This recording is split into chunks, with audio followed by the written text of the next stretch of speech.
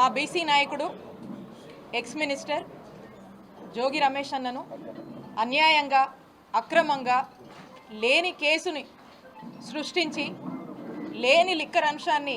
సృష్టించి దాన్ని తయారు చేసి దాన్ని కుక్ చేసి దాన్ని జోగి రమేష్ అన్న చుట్టూ తిప్పి తిప్పి తిప్పి ఆయన్ని అక్రమంగా అరెస్టు చేసి 83 రోజులు మరి జైల్లో ఏ విధంగా నిర్బంధించారో రాష్ట్ర ప్రజలందరం కూడా చూసాము. ఇంతటి అన్యాయము ఇంతటి దుర్మార్గము మరి ఈ కూటమి ప్రభుత్వం వచ్చాక ఎక్కడా లేని విధంగా ఎప్పుడూ లేని విధంగా మరి రాష్ట్రంలో ఏ విధంగా రెడ్ బుక్ అని చెప్పి అరాచకాలు ఏ విధంగా రెడ్ బుక్ పేరుతో మరి ముందుకు తీసుకువెళ్లారో మనం చూసాము. జోగి రమేష్ అన్నని మానసికంగా ఇబ్బంది పెట్టి కనీసం ఆ టైంలో వాళ్ళ ఫ్యామిలీ అకేషన్స్ కొన్ని ఉన్నా కూడా